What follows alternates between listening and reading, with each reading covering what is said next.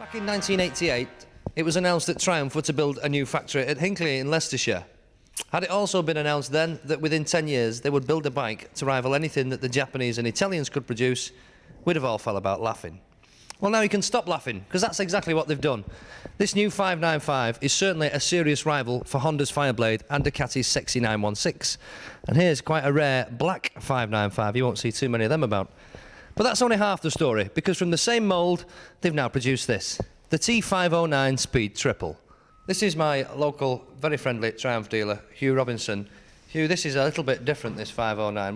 I was going to ask you what your reaction was, but I know what you're going to say. So what's the customers, what do the lads who come in the show, what do they think of this? Well, I must admit my reaction at first was a little bit strange, but now we've got used to it. We've seen it, well, we've been looking at it in the shop here for a week or so, and also at the various shows, and obviously it's growing on us. Some customers, I must admit, say it looks strange, but a lot of them are now saying, I've got the same opinion as us, basically, that it's different, but it's got an appeal. Yeah, certainly different, especially the front end's very different. Yeah, the headlamp, headlamp setup is very different. Yeah. So what does this replace in the existing Triumph range? Well, it's called a Speed Triple, and we have had a Speed Triple for the last 3 years now, 900 3-cylinder, which basically this is, but it's a derivative of the 595 with the aluminium frame and the new fuel injection motor, etc.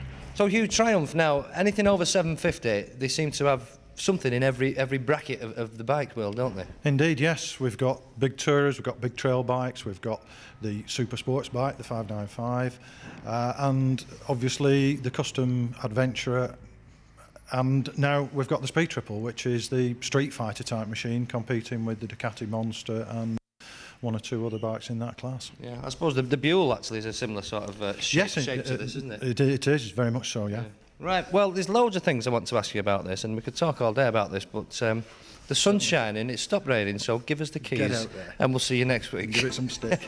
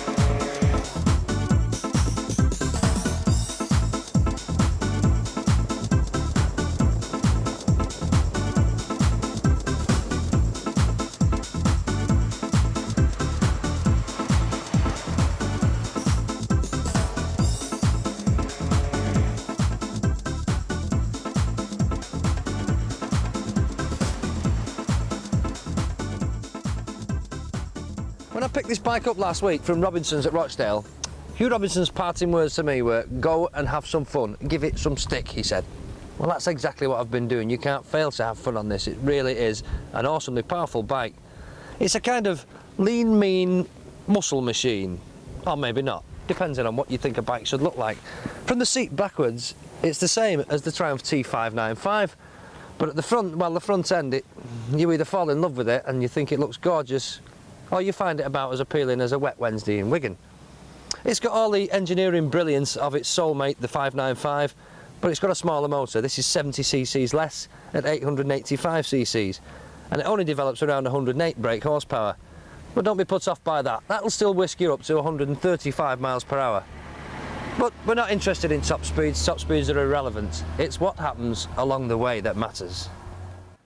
It's not often you get a chance to actually see an engine on a motorcycle these days, because most of them are covered with plastic fairings and psychedelic colours and pukey paint jobs and things like that. Here we've got an absolutely naked bike. You can see everything that's going on. Well, not quite what's going on, but there is the famous Triumph Speed Triple engine, all black and very trendy looking. You can even see the radiator up here, all the hoses, and on the other side there's the oil cooler, which is suspended at a very strange angle. I don't know who designed that, but obviously works very well.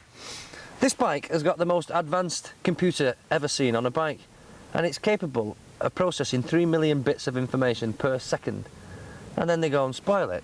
by sticking a plastic plug on the side with a bit of wire coming out like that.